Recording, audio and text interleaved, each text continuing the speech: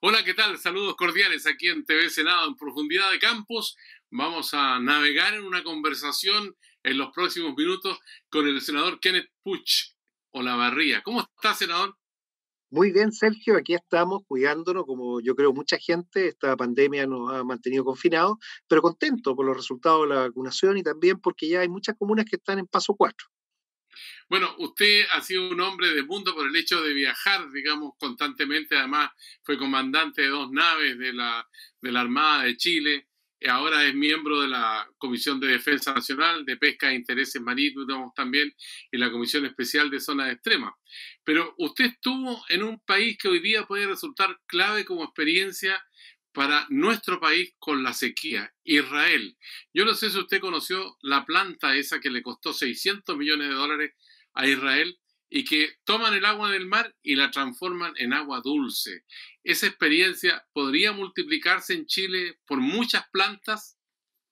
Por supuesto, Sergio, mira, me tocó a mí vivir a finales de los 80 en Israel, conocer el trabajo de los kibbutz. Yo fui voluntario para cosecha de mango, pero mis colegas trabajaban en los moshav, que son las comunidades agrícolas, y ellos siendo ingeniero electrónico, yo estaba como ingeniero electrónico trabajando, empezaron a hacer todas estas transformaciones digitales de la agricultura, cosas muy notables, no solo el riego que hablamos, sino que cómo llegar con nutrientes. Pero el problema de fondo es el agua. Y la única forma que encontraron fue desalar con plantas desaladoras y después mover, impulsar por cañerías en una matriz hídrica del agua.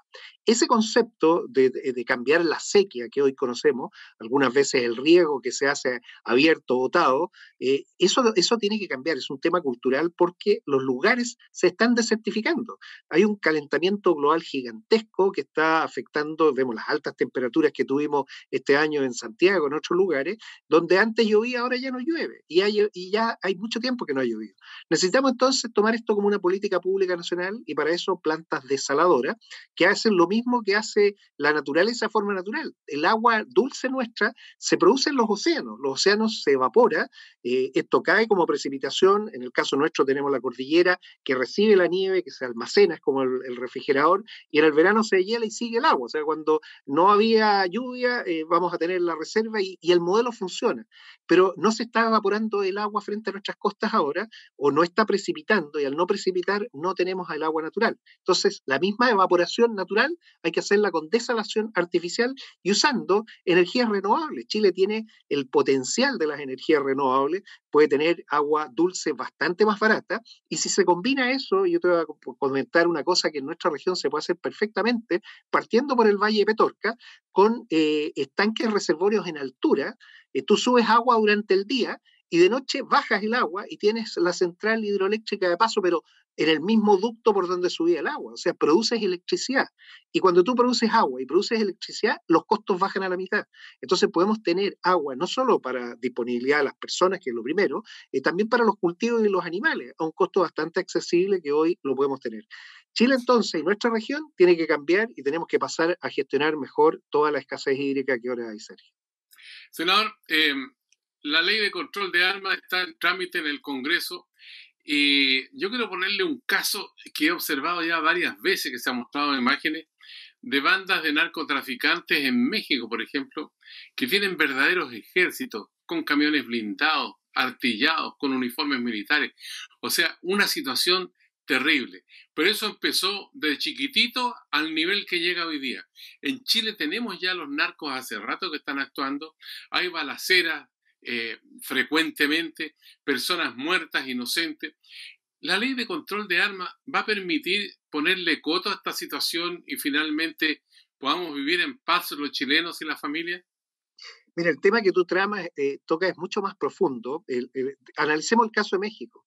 Las armas que tienen los narcotráficos en México no eran de tenedores responsables que pasaron a los narcotraficantes. Uno de los grandes ilícitos que se cometen en la humanidad que se persiguen es el tráfico de armas. Tal como existe el narcotráfico, o sea, el tráfico de narcóticos, existe el tráfico de armas. Y eso no se regula, no hay ley de controla un ilícito, un crimen organizado que es el que ingresa armas. ¿Qué es lo que hemos visto? Las grandes bandas de narco chilenas al principio usaban armas que obviamente se obtenían de alguna manera fraudulenta, vale decir, falseando una inscripción o inscribiendo y perdiendo el arma. esas eran como las técnicas y los trucos que se usaban antes. Pero hoy en día somos ya parte de un sistema internacional donde hay tráfico de armas, que hemos visto, tú lo has podido ver en las noticias, ingresan en los contenedores, desarmados los vehículos, los pasos fronterizos. Ese se combate de otra manera, se combate con inteligencia. Inteligencia que permite saber cómo operan estas bandas, cómo mueven las armas, cómo salen y llegan a los países. Esa es la labor que todo Estado tiene que tener, y para eso necesitamos primero la ley que mejora nuestro sistema de inteligencia del Estado, que da más capacidades a nuestra Agencia Nacional de Inteligencia para desactivar todo lo que es el tráfico de armas. Si queremos solucionar el problema, lo primero, la ley de inteligencia, que da más facultades a la Agencia Nacional de Inteligencia, por ejemplo, tener agentes secretos, que no tiene que estar facultada. Y lo segundo, que las armas que tengamos, aquellas personas que las tienen de forma responsable, custodiarlas como corresponde para evitar que puedan ser sujetos de robo y puedan pasar a delincuentes. Pero no es el solo hecho de tener una ley de control de armas lo que va a impedir que las armas lleguen a los delincuentes, porque tal como te he explicado, estamos parte de un fenómeno mundial que es mucho más grande, donde el tráfico de armas ha crecido, y ese es el que hay que actuar, y se desbarata haciendo lo que yo te señalaba, anticipándote, viendo las redes y tratando de encontrarlo. El nuevo sistema de inteligencia va a participar aduana y va a participar la unidad de análisis financiero, la UAF de Hacienda, para saber qué está ingresando, por dónde podrían haber riesgos y poder así mitigar esto. Y yo concuerdo contigo, no queremos tener lo que tienen otros países, tú pusiste el caso de México, pero entender que una sola ley no basta, es un sistema de leyes que permiten fortalecer el Estado de Derecho y después facultar a las policías, a las autoridades fiscalizadoras y también especializar a los fiscales para perseguir el delito y a los tribunales para lograr las condenas y así evitar que estas bandas proliferen en el uso del armamento. Nadie en Chile puede portar un arma. El arma tiene que estar, para los que tienen permiso, guardada en las casas y no podemos ver funerales, por ejemplo, a alguien con fusiles incluso de guerra. Las armas automáticas están prohibidas. Senador, pero lo hemos visto, o sea, los funerales, por ejemplo, yo en una ocasión me tocó presenciarlo con el funeral de un colega mío, profesor, ¿no? Y a pocos metros de allí estaba un grupo de narcos encendiendo fuegos artificiales y disparando sus armas al aire, y eran las 2 de la tarde. Entonces uno dice, bueno, eso se ha repetido en otras ocasiones y no le ponemos coto tampoco. Entonces, ¿cómo se tiene que operar finalmente del punto de vista, digamos, de la acción del Estado que impida que esos capítulos que ponen en riesgo la vida de las personas se produzcan? Mira, ese armamento que tuviste usar era armamento automático. La ley de armas, la actual, lo prohíbe. O sea, ni siquiera tenemos que cambiar la ley para que ese armamento no exista. Y ese armamento ingresó de forma ilegal o fue vendido o robado a las policías o las Fuerzas Armadas, que son las únicas autorizadas a tenerlo. Son como las dos fuentes como puede llegar. ¿Qué es lo que falta entonces? Es que nuestro Estado de Derecho sea empleado a plenitud. Tú, para poder procesar a esas personas, tienes que tener evidencia. Y obviamente la evidencia no es que yo lo vi, no. A ver, tenemos fotografías, registros, hay testigos, se puede efectuar todo el proceso judicial que corresponde. La Fiscalía tiene la denuncia, ha investigado, están las policías. Si nosotros respetamos el Estado de Derecho, tenemos que hacerlo completo. Y la carga de la prueba, vale decir, la evidencia que tú presentas, tiene que permitir condenar a esas personas que hacen un uso indebido. Entonces aquí la pregunta es, ¿qué está haciendo entonces la Fiscalía, el Ministerio Público, para hacerse cargo de estos casos que sabemos que existen, que no queremos, son algunos, pero cómo actúa la ley? ¿Cómo tenemos ese mecanismo para evitar que esto salga de control? Porque nadie está autorizado a tener un arma automática y menos a tenerla y exponerla o usarla de la forma que ellos están. Ese es el problema, no es un problema que falta la ley existe, lo que falta es que las autoridades que tienen la facultad y las competencias hagan uso de esa autoridad, de esas facultades que tienen para perseguir ese delito que es flagrante, eso está evidente. Tú mismo fuiste testigo de uno de ellos, bueno, esa es una falla del Estado, pero no es del gobierno turno, es del Estado, con todos sus elementos que tiene que tener para poder dar a cada uno lo que merece, vale decir, hacer justicia a Sergio. Senador, ya que hablamos de seguridad, durante la pandemia, usted, el que está mirando en este momento, cualquiera de este país, en algún momento compró alimentos e incluso vestuario a través de Internet. Y allí pusimos nuestros datos, el domicilio, el teléfono celular, el teléfono de la casa, en fin, toda nuestra identidad quedó ahí, pero uno se da cuenta con el tiempo que estos datos han pasado a manos de terceras personas ¿no? Por ejemplo, a mí me llaman de un banco con el que no tengo ninguna relación para ofrecerme un crédito de un monto determinado. O por otra parte, para ofrecerme otro tipo de producto, me mandan mensajes al correo electrónico o me llaman por teléfono o me mandan un WhatsApp incluso. Entonces, estamos también, digamos, al descubierto, desnudos, digamos, de seguridad en la plataforma digital. La ciberseguridad en Chile, ¿cómo está funcionando a su juicio a partir de esta experiencia? Porque también las instituciones del Estado están en riesgo de ser penetradas, digamos, además, por los hackers, pero aparte de quienes usan las bases de datos para traficar con ellas. Mira, estamos, tal como lo indica el informe del Estado madurez de la cibercapacidad de las naciones, eso lo mide la OEA cada 4 años, el último fue el del año pasado, usando un modelo de la Universidad de Oxford, externo, bastante bueno. De los 5 niveles, de nota 1 a 5, estamos en 2,5, o sea, estamos a mitad de camino. No, y eso es medido, concreto. Nos falta mucho todavía y básicamente lo que tú señalas, una nueva institucionalidad. No tenemos, como lo tienen todos los países de la OCDE, una agencia de protección de datos personales. La gran mayoría de los países de la OCDE, esa agencia incluso es autónoma, no depende de nadie. Hay muy pocos casos, Alemania, el Reino Unido, que tienen la misma autoridad que te garantiza el derecho al acceso a la información pública, o sea, en Chile el Consejo para la Transparencia se preocupa de la protección de los datos personales. Pero como son dos derechos que entran en conflicto, porque hay ciertos datos que las personas no quieren que se entreguen del Estado y hay otros que sí, bueno, mejor solucionarlo con una agencia autónoma y si tiene problemas van finalmente a un juicio. Ese proyecto de ley está recién en su primer trámite legislativo en la Comisión de Hacienda del Senado. Ahí está la senadora Jimena Rincón, que preside ahora, lo está poniendo en tabla, está en discusión y esperamos que avance, ¿no? No podemos no tener. Que lo único que ha salido recientemente, esta ley de apoyo al consumidor, pero en un artículo muy simple y no dando las garantías de una ley de protección de datos personales con una agencia, lo han puesto además en un tema mercantil. O sea, yo por eso fui bastante crítico de la forma que tuvieron. No podemos atomizar nuestra legislación en varios lugares. No era el lugar tampoco, era mejor avanzar con la Agencia de Protección de Datos Personales. Pero tú tienes razón. ¿Qué es lo que hay que cumplir entonces? El consentimiento. Lo primero, entender que los datos son de la persona. ¿Hay propiedad privada? Sí. Los datos personales son propiedad privada, son propiedad de la persona. Y la persona los entrega a un tercero con un consentimiento, una autorización para un uso específico, un fin. Deme este servicio, comuníquese conmigo y si usted necesita algo más, pídame, pero no los venda, no los comparta, no los ocupe para terceros usos. Eso todavía no ha sido comprendido. Tenemos que instalar en Chile la cultura de la protección de los datos personales. Hay muchos jóvenes que esto no les interesa y dicen, mire, yo prefiero todos los servicios de la plataforma y me da lo mismo mis datos que los ocupen porque quiero los servicios. Pero eso hagámoslo de forma informada y responsable, no podemos dejarlo aislado. La ciberseguridad entonces va desde la protección de los datos personales hasta la infraestructura crítica de la información, o sea, dónde estos datos se guardan, y ahí es donde se producen los ciberataques.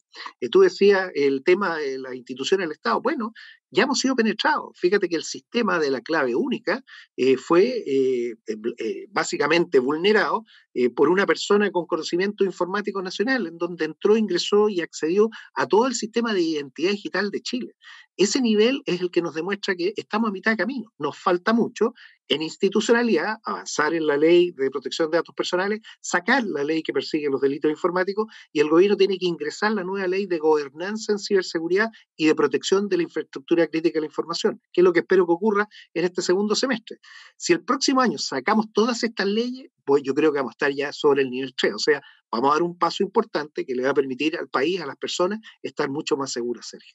Usted dice con toda tranquilidad porque es senador hasta 2026. Estamos conversando con el senador Kenneth Puig, quien es independiente, pero vinculado a Renovación Nacional, vicealmirante de la Armada, retirado, ingeniero naval, magíster en ciencias navales y marítimas, y es parlamentario por primera vez. Vamos a hacer una pausa, senador Kenneth Puig, y seguimos conversando porque hay mucho más para hablar aquí en Profundidad de Campos en el canal del Senado de la República de Chile.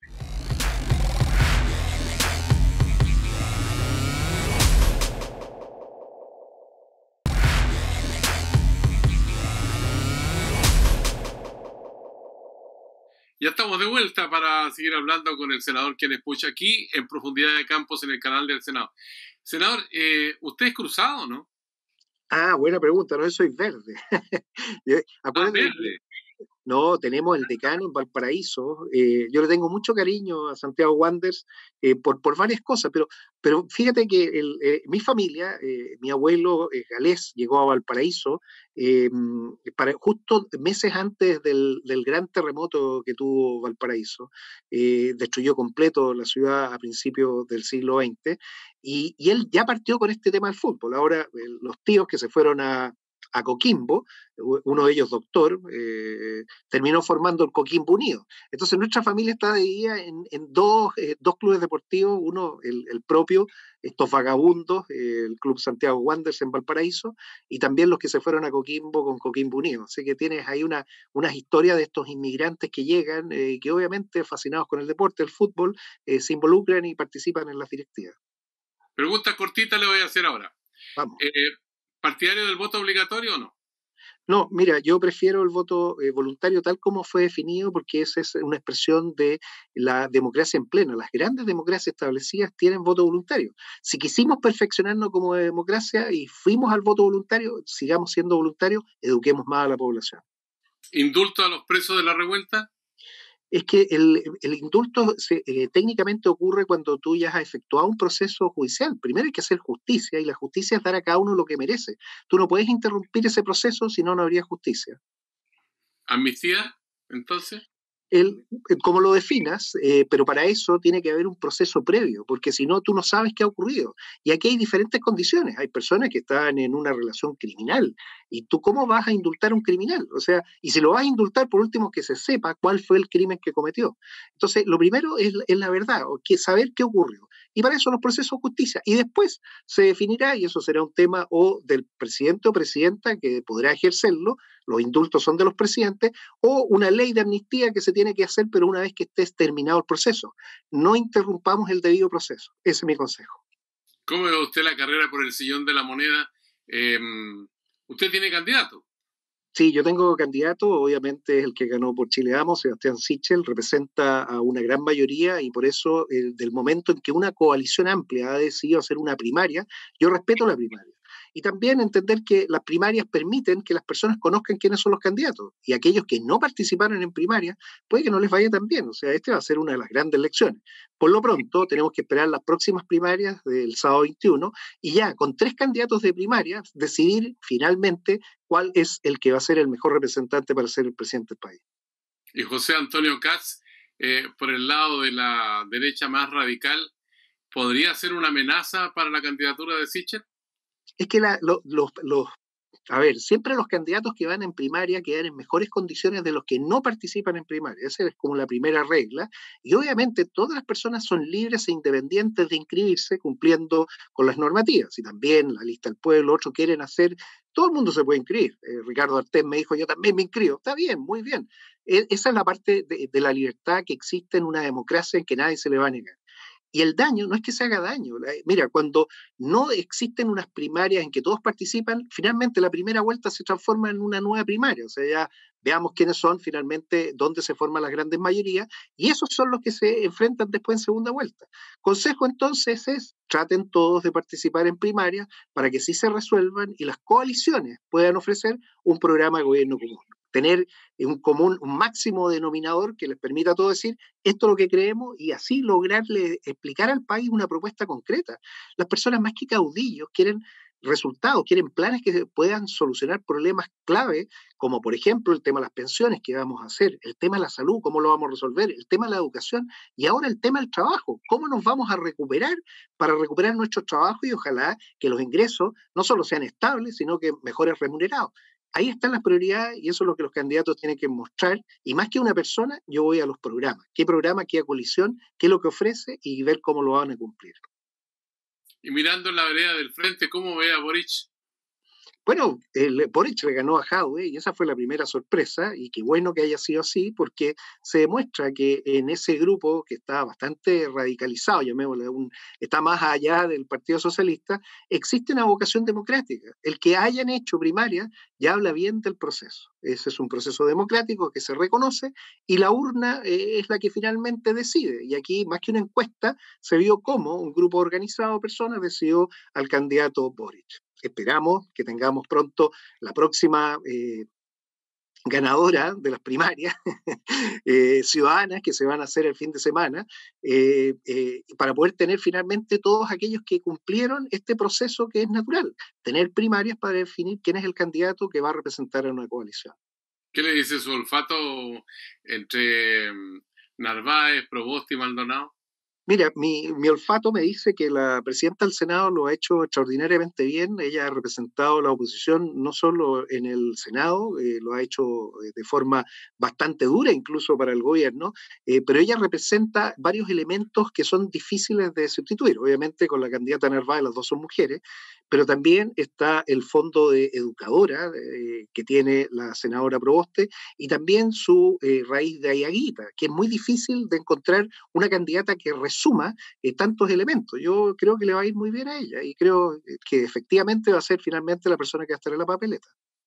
Usted ha mencionado, senador, todos los desafíos que tiene el próximo presidente o presidenta de la República. ¿Cómo ve a Sichel para abordar el tema de la salud, la educación, la vivienda, el problema de las pensiones, al mismo tiempo la creación de empleo, que es fundamental, el problema de la sequía? Vamos a quedar sin agua en un tiempo más, es un problema que también afecta incluso la generación de energía eléctrica y al mismo tiempo eso lleva a un problema adicional porque están funcionando las plantas termoeléctricas y eso produce monóxido de carbono. En fin, todo ese cúmulo de problemas. ¿Usted ve a Sichel con capacidad para poder articular un gobierno que al mismo tiempo sea convocante para enfrentar esos problemas? Sí, Sergio, ¿y por qué? Porque él representa probablemente con su independencia a muchas más personas de las que uno cree.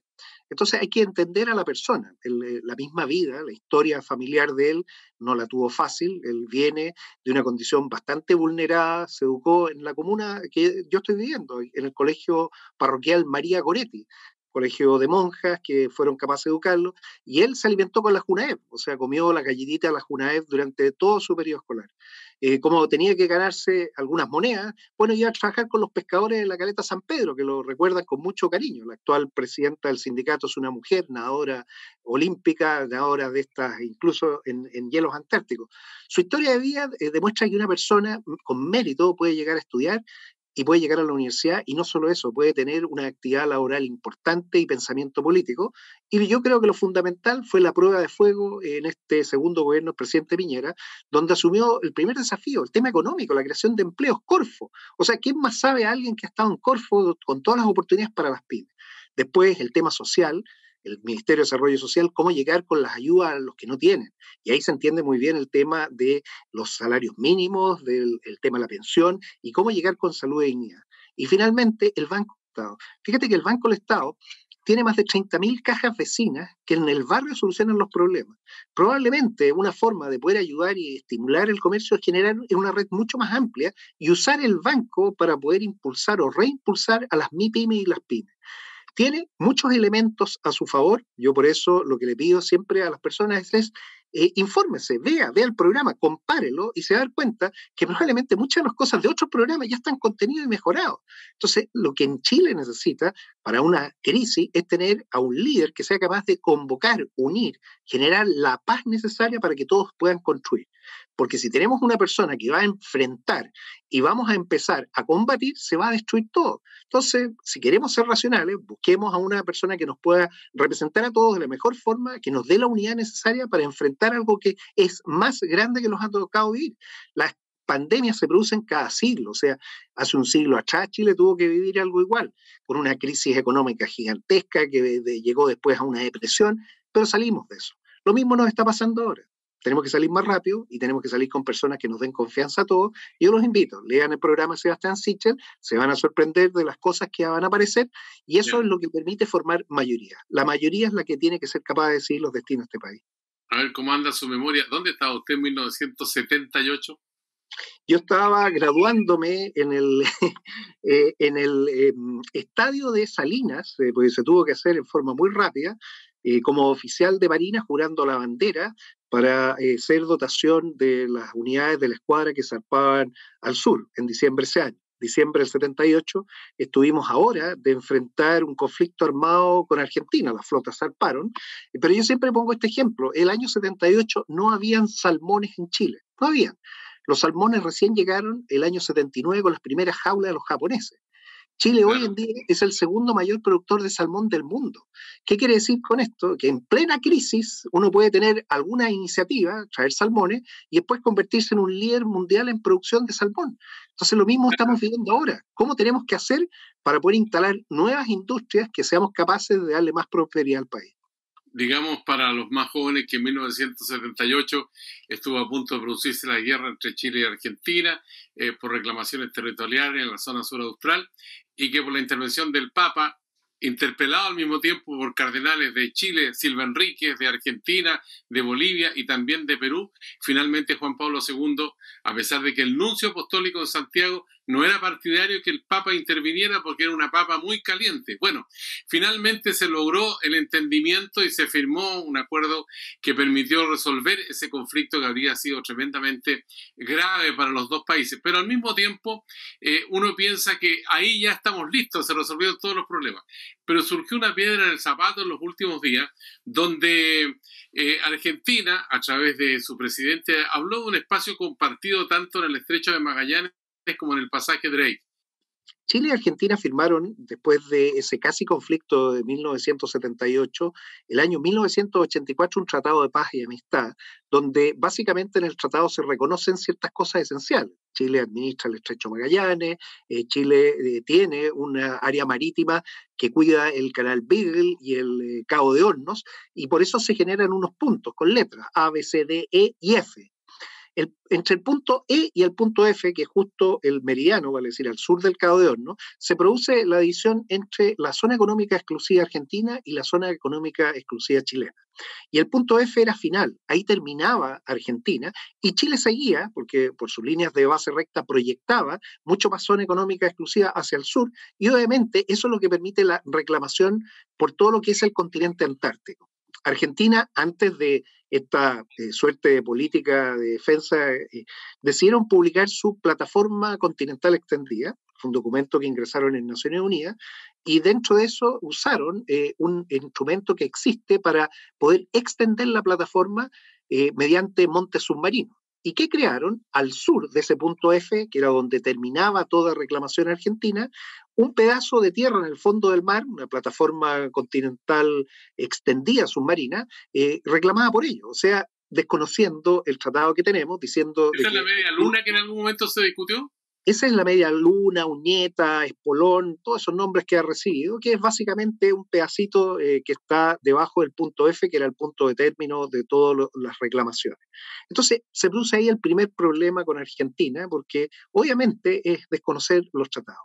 Y lo segundo fue efectivamente este documento de planificación que ya Argentina ha reconocido. Yo debo ahí también hacer ver que Argentina se dio cuenta de que se había excedido en los términos de acuerdo a lo que el mismo tratado señala.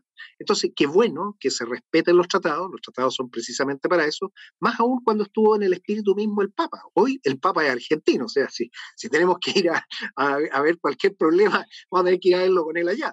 Está bien, me alegro que sea así, pero más que buscar conflicto en todo el espacio sur, lo que tenemos que hacer es buscar cómo trabajar juntos. Chile y Argentina siempre van a estar juntos, nunca van a estar separados, nos une una cordillera, compartimos ese espacio y también queremos trabajar juntos en la Antártida. Entonces, tratemos de dejar todos los conflictos artificiales generados por algunos teóricos, porque es muy fácil andar inventando conflictos, y busquemos los lugares donde hay acuerdo con toda la posibilidad de desarrollo común que podamos tener, Sergio. Senador, quiero plantearle algo que seguramente para usted es muy doloroso, pero hay que plantearlo. La situación del general que fue comandante en jefe del ejército, Fuente Alba, que está cuestionado por malversación de caudales públicos y lavado de dinero. ¿Cómo lo siente usted? ¿Cómo lo ve eso? Porque si bien es cierto, es un hombre del ejército que está implicado, pero al mismo tiempo hay una proyección hacia todas las Fuerzas Armadas también con respecto a esta situación, porque ya ha habido otros escándalos como el de Carabineros con 28.000 o no sé cuántos miles de millones de pesos y otras situaciones que al final generar un problema de desconfianza en la ciudadanía. ¿Cómo lo siente usted? ¿Cómo lo ve? ¿Cómo hay que abordarlo?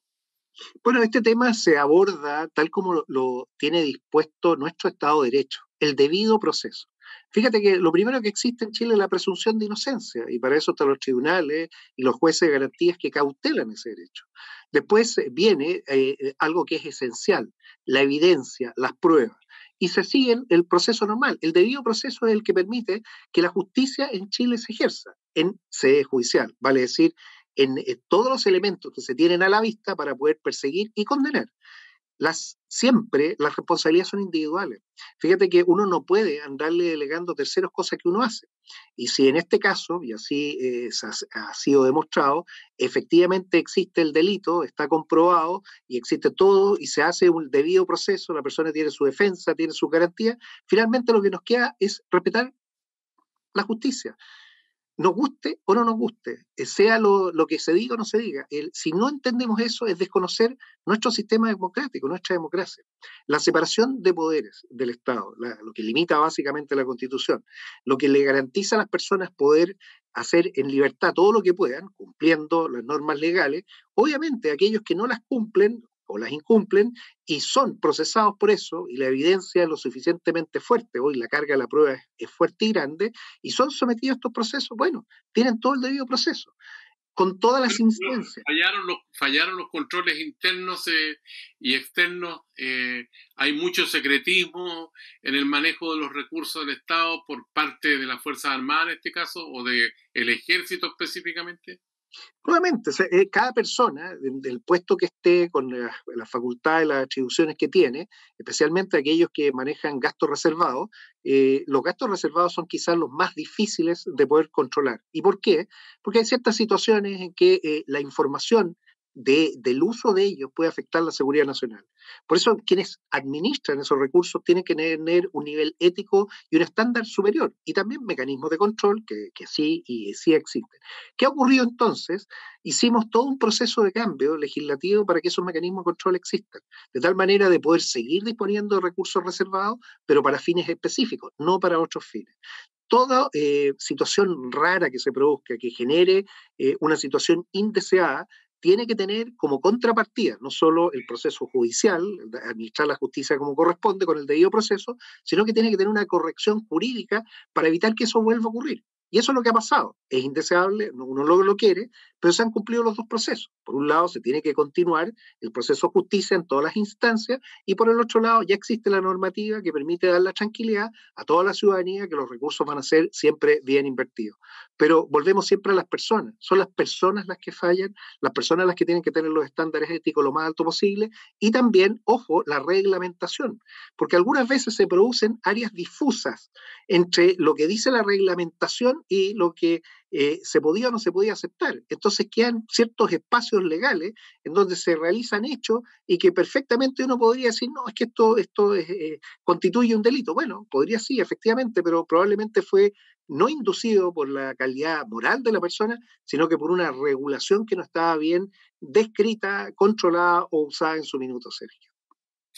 Sabe, senador, se nos pasó volando el tiempo, hemos navegado por diversos temas y quiero agradecerle como representante de la región de Valparaíso al senador Kenneth Piuj Olavarría de esta conversación que hemos sostenido aquí en Profundidad de Campos en el canal del Senado. Senador, siga cuidándose, mascarilla cuando se reúna con sus colegas y también con los amigos, porque es muy importante que tengamos un senador como usted ahí trabajando arduamente en la función pública. Así que muchas gracias. Muchas gracias, Sergio, y también invito a todos a cuidarse, mantengan la distancia, la mascarilla, el lavado de manos. No se nos olvide, vamos a estar mucho tiempo cumpliendo el mismo protocolo. Senador, muchas gracias de nuevo. Gracias. A usted que sigue estas conversaciones en el canal del Senado, le decimos hasta la vista.